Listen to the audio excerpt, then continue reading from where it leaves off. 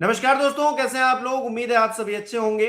बंगाल चुनाव से ठीक पहले 13 अप्रैल को आईपैक के डायरेक्टर को गिरफ्तार कर लिया जाता है। मनी लॉन्ड्रिंग के आरोप में ईडी गिरफ्तारी करती है और 17 दिन बाद जब चुनाव खत्म हो जाते हैं उसके अगले ही दिन क्या होता है, बेल मिल जाती है। और बेल क्यों मिल जाती है? क्योंकि ईडी कोर्ट में खड़े होकर इस बेल का विरोध तक नहीं करती। तो किस तरह से ये देश चल रहा है और चुनावी तौर पर हर कोई मैनिपुलेट हो चुका है, करेंगे बात। केपी मलिक जी वरिष्ठ हमारे साथ जुड़े हैं। सर बहुत बहुत स्वागत है आपका। बहुत बहुत धन्यवाद हिमांशु जी, आपका भी और आपके दर्शकों का भी।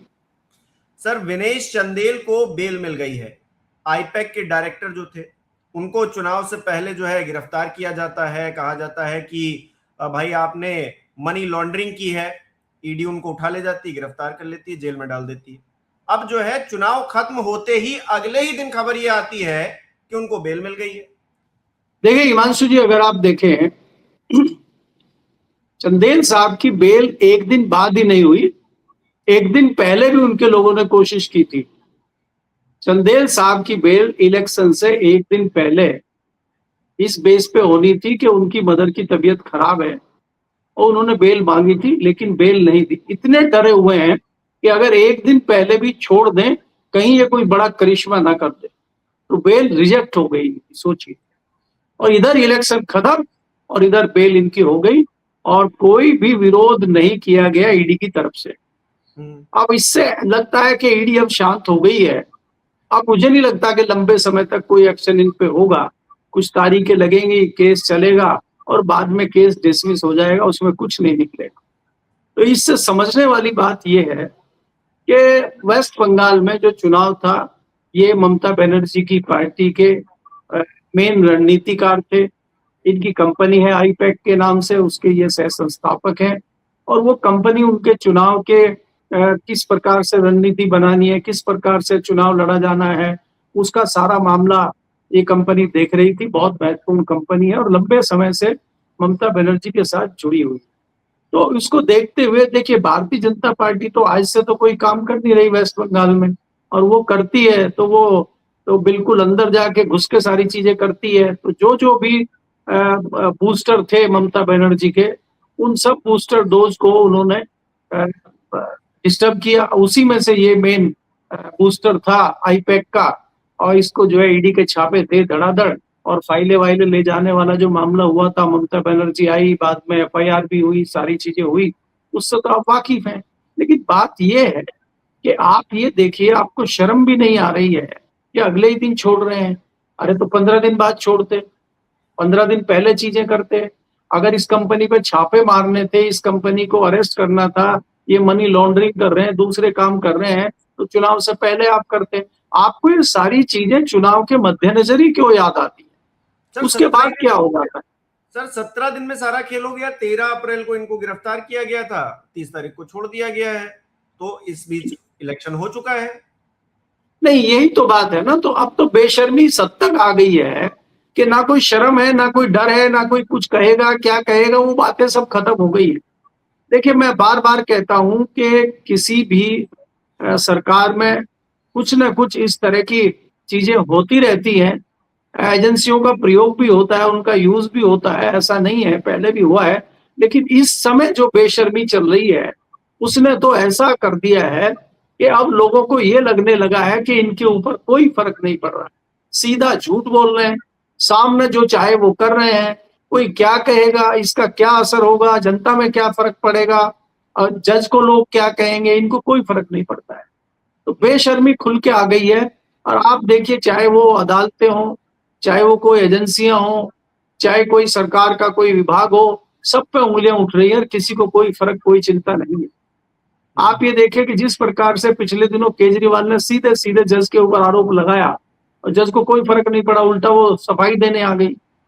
तो जज को अपनी अस्मिता बचाने के लिए, अपना जो है प्रोटोकॉल बनाने और दिखाने के लिए उसमें एक्शन लेना चाहिए। सुप्रीम कोर्ट के चीफ जस्टिस को भी उसमें दखल अंदाजी करनी चाहिए। अगर वास्तव में केजरीवाल गलत है तो उसका एक मैसेज सुप्रीम कोर्ट को देना चाहिए, और अगर दूसरी कोई बात है तो सुप्रीम कोर्ट को, जज को बदल देना चाहिए। हालांकि होता यह है कि जज खुद ही अपना जो है वो पीछे हट जाते हैं इस तरह के केस से कि भाई अगर इस तरह का किसी ने कोई आरोप लगाया है, आरोप प्रत्यारोप अगर किसी जज पे लग जाए तो वो खुद ही उस केस से दूर हो जाते हैं। आपने देखा होगा बहुत सारे जज हो जाते हैं, वो पीछे हट जाते हैं और किसी नए जज को वो केस दे दिया जाता है। लेकिन आजकल हम जिस तरह से देख रहे हैं, एक नया नैरेटिव चल रहा है देश में, ये चिंता वाला विषय है और सोचनीय विषय है। जी। तो ऐसे तो सर हर जगह होगा, फिर तमाम राज्यों में चुनाव है। ये तो मतलब एक प्रयोगशाला वाला, आपने पहले भी हम लोग बात कर रहे थे, जिक्र किया, तो ये सिर्फ सियासी प्रयोगशाला तो रह नहीं गई है। वो तो अब चीजें बहुत आगे बढ़ गई हैं कि हम जिस भी इंसान को जो हमको परेशान कर सकता है या हमारी रणनीति में दखलंदाजी दे सकता है, उसको उठा के हम जेल में बंद कर देंगे और फिर जो है हम चुनाव अपने हिसाब से लड़ लेंगे और जीत जाएंगे। अभी एग्जिट पोल्स आए तो हैं, 7 में से 5 एग्जिट पोल कह रहे हैं कि भारतीय जनता पार्टी की सरकार बन रही है। तो हम इसमें क्यों ना ये रणनीति माने कि आईपैक के ये जो डायरेक्टर थे इनको अंदर कर दिया और ममता बनर्जी को कमजोर करके चुनाव हराने की कोशिश की गई, क्यों ना माना जाए इसमें? नहीं, उससे पहले आपने देखा नहीं कि दिल्ली में केजरीवाल को बंद कर दिया, सतेंद्र जैन को बंद कर दिया, मनीष सिसोदिया को बंद कर दिया, संजय सिंह को बंद कर दिया और दिल्ली में आपने चुनाव जीत लिया। इसमें कौन सी कोई नई बात है? ये तो परंपरा शुरू हो गई है। देखिए, ईडी सीबीआई सरकार का तोता है, ये तो यही न्यायालय कह चुका है कि किसी हमने आपने तो कहा नहीं है। तो ईडी और सीबीआई किसका तोता बनी हुई है, किसके इशारे पे चल रही है? और अब तो आरोप लग रहे हैं, बड़े आरोप लग रहे हैं चुनाव आयोग पे। चुनाव आयोग भी किसी के इशारे पे काम कर रहा है। जिस प्रकार से हमने नंगा नाच देखा है वेस्ट बंगाल में, खुलेआम जो चीजें हो रही हैं, कई अधिकारी खुलेआम जो है इस तरह का नाटक कर रहे हैं, ये देश के लिए दुर्भाग्यपूर्ण है और ये संविधान के लिए, लोकतंत्र के लिए बड़ा चिंता का विषय है। लोगों को इस पर सोचने की जरूरत है। अगर इसी तरह चलता रहा तो लोगों का विश्वास न्यायपालिका से और कार्यपालिका से अगर उठता है तो फिर देश में हालात खराब होंगे। देखिए, एक गरिमा होती है कोर्ट की, एक गरिमा होती है किसी भी बड़ी एजेंसी की। चुनाव आयोग की अपनी एक गरिमा है। चुनाव आयोग के हाथ में तमाम कंट्रोल आ जाता है, कोई भी उसका विरोध नहीं कर पाता। लेकिन जिस प्रकार से चुनाव आयोग पिछले कुछ दिनों से हरकतें कर रहा है, उसके विरोध के सुर उसके खिलाफ उठने लगे हैं, उस पर आरोप प्रत्यारोप लगने लगे हैं। तो ये अच्छी बात नहीं है किसी एजेंसी के लिए, जो केंद्रीय एजेंसी है या कोई आयोग है। जी। लेकिन फर्क किसे पड़ रहा है सर? फर्क तो किसी को भी नहीं पड़ रहा है ना। राजनीतिक तौर पर भारतीय जनता पार्टी को क्या फर्क पड़ रहा है कि उसके ऊपर कोई सवाल उठा रहा है? क्या कोर्ट को फर्क पड़ रहा है? क्या इन एजेंसियों में बैठे हुए बड़े बड़े अधिकारियों को फर्क पड़ रहा है कि उनकी जो है साख गिर रही है? किसी को कोई फर्क पड़ रहा है क्या? क्या ज्ञानेश कुमार जी को कोई फर्क पड़ रहा है? उन पर सवाल उठाए जा रहे हैं। एसआईआर की प्रक्रिया पूरी नहीं होने पर भी चुनाव हुआ जा रहा है। किसको फर्क पड़ रहा है? नहीं, देखिए हिमांशु, ये तो जो है बेशर्मी की पराकाष्ठा है और हम तो उस समय से राजनीति को देख रहे हैं, चाहे कोई भी पार्टी हो। लंबे समय से सत्ता से बाहर थी भारतीय जनता पार्टी और हम भारतीय जनता पार्टी को ज्यादा लाइक इसलिए करते थे कि भारतीय जनता पार्टी कहती थी कि वो नैतिकतावाद वाली पार्टी है, सिद्धांतवाद वाली पार्टी है, सिद्धांतों पे चलती है और तमाम चीजें हैं। और वो उसके नेताओं की इस तरह की चीजें हमें सामने दिखती भी थी, चाहे वो वाजपेयी हो, चाहे वो अडवाणी हो, चाहे उससे पहले जितने भी नेता हों। और अडवाणी जी को बहुत कट्टर नेता माना जाता था भारतीय जनता पार्टी का। उसके बावजूद जब उन पे हवाला कांड में आरोप लगे थे तो उन्होंने तत्काल अपने सारे पदों से इस्तीफा दिया था और ये कहा था कि जब तक मैं निर्दोष साबित नहीं होता मैं किसी भी पद को नहीं लूंगा। क्या इस तरह के इतने बड़े बड़े आरोप भारतीय जनता पार्टी के जिला अध्यक्ष से लेके मंत्री संतरी तक लग रहे हैं? क्या किसी ने इस विषय पर सोचा भी है कि मुझे इस्तीफा देना चाहिए? क्या झूठ को भी उन्होंने अपना इस्तीफा ऑफर किया है? यहाँ तो इस्तीफे के बारे में सोचा ही नहीं जाता आपके ऊपर, चाहे कितने भी गंभीर आरोप हो। आपने देखा पिछले दिनों उत्तराखंड में कितने लोग सड़कों पे आए। एक लड़की का जिस तरह से वहां पे रेप हुआ, उसका मर्डर हुआ, उसका नाम वहां पे चला और तमाम उत्तराखंड के लोग सड़कों पे आ गए और भारतीय जनता पार्टी के नेता के ऊपर आरोप प्रत्यारोप हुआ, उसको दबा दिया गया और वो सोचा भी नहीं है किसी नेता ने कि इस पे इस्तीफा दिया जाए या कोई सफाई दी जाए। तो ये तो बेशर्मी की पराकाष्ठा है।